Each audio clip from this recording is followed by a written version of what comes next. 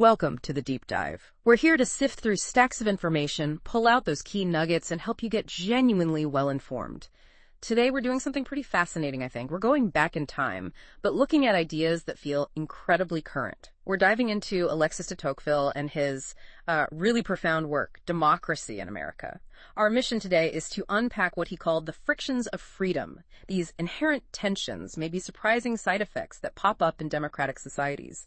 You've given us some great excerpts that really boil down his thinking, and we're going to explore, 5 key areas where equality, for all its good points, also brings some, unexpected challenges. It really is insightful. I mean, Tocqueville, writing nearly 2 centuries ago, somehow pinpointed these dynamics in democracies that feel so relevant now. Almost predictive, you could say. He wasn't just describing America back then. It feels more like he was mapping out how basic human nature bumps up against these big ideals of equality. It's a lens, really, for understanding our own world. Okay, let's dig into this first friction then. Equality as a double-edged ideal. So Tocqueville wasn't just talking legal rights, was he? No, not at all. He saw it weaving through everything. Social habits, what people expected out of life, their ambitions. It absolutely gave people confidence, this feeling that, anything's possible. But that's where the twist comes in, right? He noticed that if everyone believes they can rise, it makes not rising feel, a lot worse, more personal. Exactly. That's a really key psychological insight. Think about older societies, more hierarchical ones. People often, had fewer illusions about their place. Your birth largely set your path. Which had its own massive problems, obviously. Oh, absolutely. Massive injustices. But from a purely psychological view, maybe less personal blame for not reaching the top.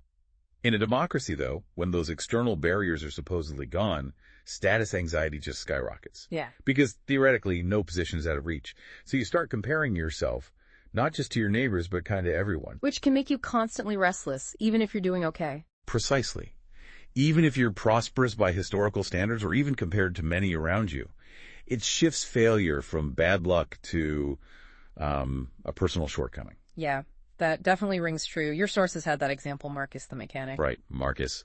Grew up in Ohio, totally bought into the work hard, get ahead promise. And he did work hard, built his auto repair shop slowly. But then he hits his 40s, looks around, and sees his old classmate, Jessica. She's got a tech startup in San Francisco, fancy house. Yeah. And he feels this quiet resentment building. He can't afford that life. And Tocqueville would have seen that coming. Absolutely. He basically predicted it. Equality lifts expectations way up, but it can't guarantee equal outcomes. And that gap is where the dissatisfaction really bites. Marcus didn't necessarily think Jessica didn't deserve it. He knew she worked hard too. But the feeling was, in a system promising equal opportunity, he should have been able to get there too. Yeah. So his situation felt like a personal failure, a humiliation. He's not just comparing himself to some far-off king anymore, but to people he sees as peers who've made it. And this is a crucial thing for you, the listener, to consider. How often do we measure ourselves against this huge, maybe online comparison group, leading to inadequacy, not just versus the super rich, but versus almost everyone? Okay, let's move to the next point, which is also a bit counterintuitive. The tyranny of the majority. We usually think of tyranny as, a dictator, secret police. Violence, suppression, kings and armies. Right. But Tocqueville's insight was different. He worried about public opinion becoming so powerful, so absolute, that it silences people without any violence at all, just through conformity. Mm-hmm. And what's really insightful is that dissent isn't technically illegal. It's just socially punished. People start censoring themselves to avoid being excluded or even just getting frowned upon. So intellectual independence kind of shrinks, not because the government bans ideas, but because they're unpopular or seen as difficult. Exactly. It makes you ask, doesn't it? Yeah. How much do we, maybe unconsciously, hold back our own thoughts just to fit in, to avoid rocking the boat? Your sources had that story about Malik, the coffee shop owner. Yeah, Malik. Seems like a good guy involved in his community. He agrees to sponsor a town forum on policing a really hot topic, very polarized. He just provided coffee, right? Stayed neutral. Totally neutral. Just free coffee, wanted to support community dialogue. But someone posts a photo of him there online. And immediately, people jump to conclusions, assume he's taking a specific controversial side. So negative reviews start pouring in. Yep. Reviews like, disappointed this business supports harmful views. A friend even tells him, maybe just stick to latte art. Keep your head down. Wow, so he just stopped getting involved. Pretty much. He felt this invisible but really strong pressure to stick to safe narratives. Not because of any law, but because of the social cost. And that's Tocqueville's point right there. The majority doesn't need prisons. It just needs to give dissenters a hard stare or hit their Yelp reviews to shame them into silence. It's a powerful reminder of how subtly public opinion can steer us, making truly independent thought feel risky. Okay, third friction, an obsession with money. Now, Tocqueville saw that in America, unlike old aristocratic Europe, status wasn't inherited, it was earned. Which sounds good, right? Meritocracy. On the surface, yes, very appealing. But he had this worry that people might start to equate wealth directly with virtue, that all human achievement, art, ideas, relationships even, might get reduced to their market value. So the danger isn't prosperity itself, but making money the only yardstick. Exactly. What happens to those deeper intangible values, wisdom, creativity, compassion, when the dollar sign becomes the main, maybe the only way we measure worth? He saw this creeping materialism where something's real value got confused with its price tag or how much attention it got, and he felt that could really sort of hollow things out, turn everything into a transaction. The example of Mrs. Perez, the retired literature professor, really hits this home. It does. She spent her life studying literature, wrote 3 thoughtful books herself, critically praised, but, not bestsellers. So she's at her son's fancy corporate party. Right. Mingling. Someone asks what she does. She says she's an author. And the immediate follow-up is, oh, great, anything at the New York Times list. Ouch. And when she says no, the conversation just drifts. Politely, but quickly. It moves on. And Tocqueville saw this trend way back then. It's quite striking, yeah. He observed that shift from valuing, say, a profound idea or beautiful art for its own sake, to valuing market validation above everything. Mrs. Perez wasn't necessarily insulted, but it was a quiet reminder. In that context, success meant visibility, sales, not intellectual depth or artistic merit. If book sales or box office numbers are the only scale, think about how many truly valuable contributions just get overlooked or actively devalued. It really makes you, the listener, think. What metrics do we use, personally and as a society, to define success?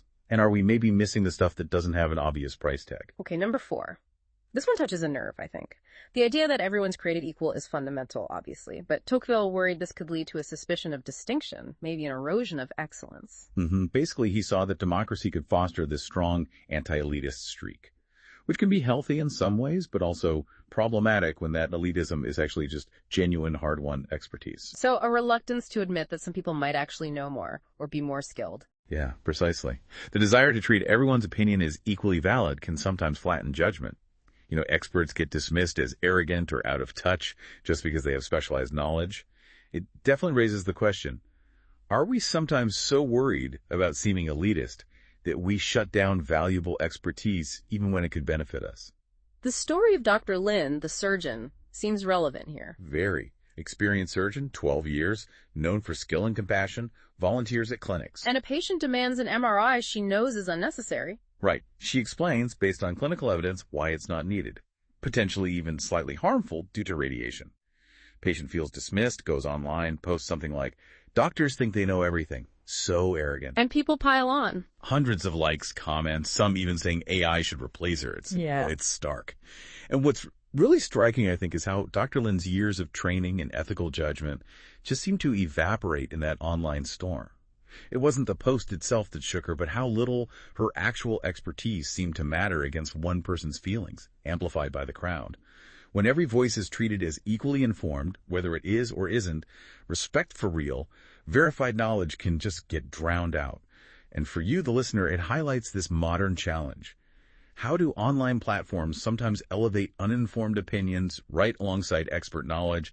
And what does that do to our trust in, anything requiring deep knowledge? Okay, finally, the 5th friction. Tocqueville actually expected democracy to free people up, lead to bold, independent thinking. But he found kind of the opposite. Yeah, it's another paradox. He observed Americans valuing practicality over deep philosophy, wanting consensus more than challenging debate. And this, he thought, led to conformity over originality. So when what the public likes or what sells becomes the main driver, does being truly creative or original become too risky? That's the core question, isn't it? If your success, whether in business, art, writing, depends heavily on popularity, you might start playing it safe. You don't want to alienate potential customers or your audience. Tocqueville argued this subtle pressure leads to a culture of, well, maybe safe choices, conventional ideas. Originality isn't banned, it's just quietly discouraged. It's not just about boring art. It's about missing out on real innovation and critical thinking. The painter Jamal, his story illustrates this. Perfectly. He painted these wild, surreal dreamscapes, lots of texture, really unconventional stuff, didn't follow trends. That the gallery is... They nod, say interesting, but then, yeah, this isn't really what's selling right now. Yeah. The constant feedback was about marketability. So he caved. Eventually, yeah. Started doing sleek, abstract stuff with trendy slogans, and his sales shot up. But he apparently said each one felt like a small betrayal of his real vision. And what's key here is nobody forced him, no government censor. He was just nudged constantly by the market, by what public taste seemed to reward. Tocqueville saw this dynamic long before Instagram feeds dictated trends. In a commercial democracy, originality might not disappear from the law books, but it can fade from habit. People start self-censoring to fit in, not because they have to, but because standing out feels costly, socially or economically. It really pushes you to reflect. How might market forces or social trends be subtly shaping your own choices, maybe steering you toward conformity without you even realizing it? So wrapping this all up, what's the takeaway? Tocqueville wasn't some grumpy cynic trashing democracy, nor was he a wide-eyed idealist. He admired the core vision, right? The idea that nobody's inherently better than anyone else. Absolutely. He saw the deep moral power in that. But he was also a clear-eyed realist. He warned that equality doesn't just bring freedom. It brings these built-in tensions, this undercurrent of envy, the pressure to conform, this constant restlessness, even a drift towards, well, mediocrity sometimes. And these aren't bugs in the system, necessarily. More like features. Kind of. Your sources suggest he saw them as natural side effects, maybe unavoidable ones. The real danger isn't that democracy has these flaws, but that we might expect it to be perfect and then get disillusioned when it's not. Because it is messy. Oh, definitely. It's noisy, it's imperfect, it can be incredibly frustrating.